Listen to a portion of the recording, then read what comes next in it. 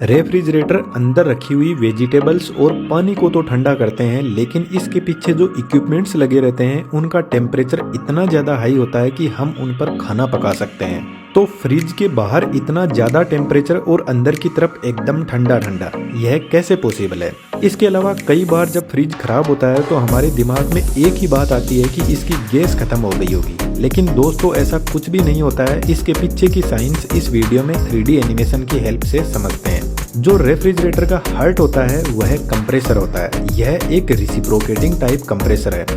इसके अंदर एक सिंगल फेज इंडक्शन मोटर होती है। जब यह मोटर रोटेट करती है तो इससे जुड़ा हुआ पिस्टन कुछ इस तरीके से मूव करता है और यहाँ पर जो गैस होती है उसको कंप्रेस करके पंप करने का काम करता है।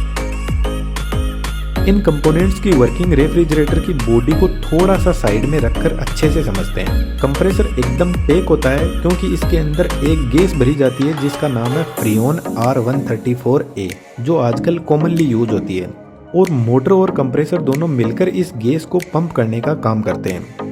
जब कंप्रेसर इस गैस को कंप्रेस करता है तो इसका टेम्परेचर 90 डिग्री सेंटीग्रेड तक इंक्रीज कर देता है और प्रेशर 8 बार तक बढ़ा देता है, और इस गैस को हम रेफ्रिजरेंट भी बोलते हैं।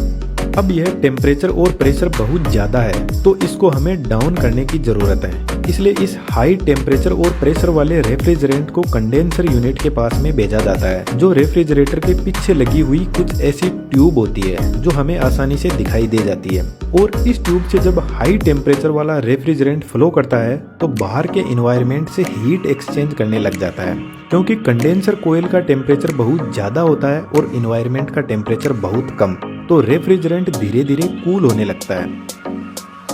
कंडेंसर के ऊपर कुछ इस तरीके के सपोर्टिंग वायर लगे रहते हैं जो कंडेंसर को सपोर्ट भी करते हैं और रेफ्रिजरेंट को कूल करने में भी हेल्प करते हैं। क्योंकि यह कंडेंसर ट्यूब से टच रहते हैं तो कंडेंसर ट्यूब का टेम्परेचर कुछ इनमें ट्रांसफर हो जाता है और इन्वायरमेंट से यह हीट को एक्सचेंज करके रेफ्रिजरेंट को ठंडा करने में हेल्प करते हैं। जब रेफ्रिजरेंट इतना लंबा रास्ता तय करके कंडेंसर कोयल से बाहर निकलता है तो इसका टेम्परेचर 45 डिग्री सेंटीग्रेड तक रिड्यूस हो जाता है, और जब टेम्परेचर डाउन आता है तो गैस लिक्विड में बदलने लग जाती है। इसको थोड़ा आसानी से समझे तो जब हम पानी को गर्म करते हैं तो वह वेपर में बदल जाता है, और जब उनको ठंडा करते हैं तो वापस लिक्विड में बदलने लग जाता है। तो ठीक ऐसा ही इस गैस के साथ में होता है।